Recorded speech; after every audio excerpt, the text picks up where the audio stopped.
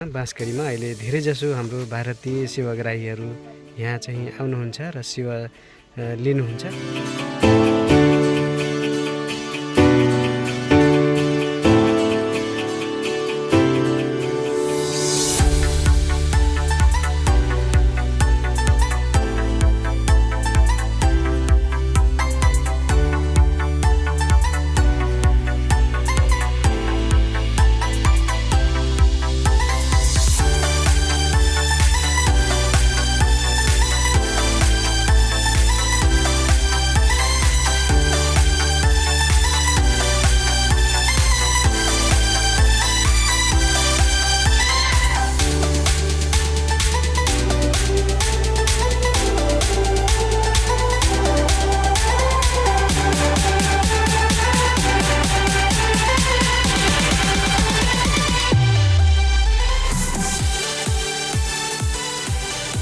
नेपाली पुरै बुझ्नुहुन्छ? ओके, ल ठिक छ। हुन्छ, आफ्नो परिचय दिनुहोस् न। परिचय म इन्डियाबाट आएछु। नाम? त्यो कादिर नाम छ। इन्डियाको कुन ठाउँबाट आउनुहुन्छ? इन्डियाको त्यो अङ्गनी गाउँ पर्सुहुना भन्ने ग्राम सभा कर्महुना भन्ने ठाउँ सिधा आएको हो। अनि उहाँ चाहिँ को हुनुहुन्छ तपाईँको? गाउँको हुनुहुन्छ। उहाँलाई के भएको छ? यहाँहरूलाई त्यो क्यान्सर, ब्लड क्यान्सर पनि भएछ। ब्लड क्यान्सर भएछ? हजुर। ए, कहिलेदेखि भयो त? कसैले जान्न सकेन। त्यो लखनऊतिर गए थियो, त्यहाँ सबै रिपोर्ट भयो। रिपोर्ट देखेर त्यो पत्ता चलिएको छ कि त्यस्तो रोग भएछ। कति वर्ष भयो उहाँको यस्तो समस्या भएको?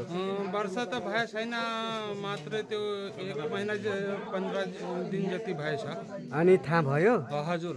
ए, अनि यहाँ आज ल्याउनु भएको छ, उपचार गराउनु भयो? 3-4 दिन पछि लाए थियो। त्यो औषधि चलिराखेछ। पहिलादेखि अलि सन्चो लाग्छ उहाँलाई? हजुर। ए, अनि अहिले फेरि ल्याउनु भयो? फेरि लागेको। हजुरलाई त्यो वैद्यजीले हेरेर औषधि दिएछ, भनिराखेछ कि बिरामी सन्चो हुन्छ। ए, भनिराख्नु भएको छ? भनिराखेछ। अनि जब तपाईँ इन्डियामा औषधि गराउनुहुन्थ्यो, त्यो डाक्टरले चाहिँ के भन्नुहुन्थ्यो त? डाक्टरले त अपरेसन भन्नुभएको थियो। त्यो अपरेसन त्यसको सल्युसन छैन। अपरेसन बाहेक? अपरेसन त्यसको सल्युसन छैन। अपरेसन गरेर पनि हुँदैन भन्यो? हुँदैन। किन?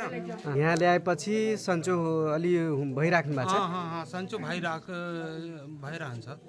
ए, अनि कसले भनिदियो कि यहाँ चाहिँ उपचार हुन्छ भनेर?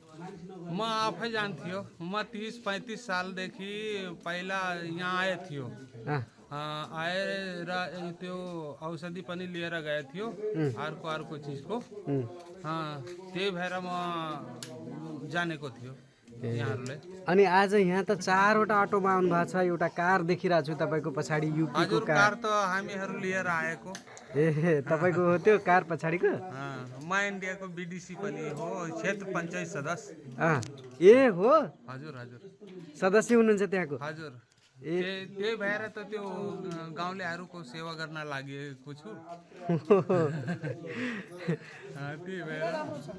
भनेपछि वडा सदस्य हुनुहुन्छ तपाईँ? हजुर। ए, ल ठिक छ। बीडीसी भन्छन्। त्यो हजुरको नेपालमा वार्ड सदस्य भन्नुहुन्छ। अनि त्यसो त इन्डियामा यस्तो वैद्य खाना त्यस्तो छैन? यस्तो उपचार हुँदैन जडीबुटी पद्धतिबाट? हुँदैन हजुर, हुँदैन है? हुँदैन। उहाँ हुन्थ्यो त यहाँ किन लाउनु पर्यो? हो, सही कुरा। भनेपछि यसरी सेवामा खटिराख्नु भएको छ। आफ्नो सेवा त गर्नै पर्छ मान्छेहरूलाई। हस्, धन्यवाद तपाईँलाई। हजुर, नमस्कार। हजुर, नमस्कार।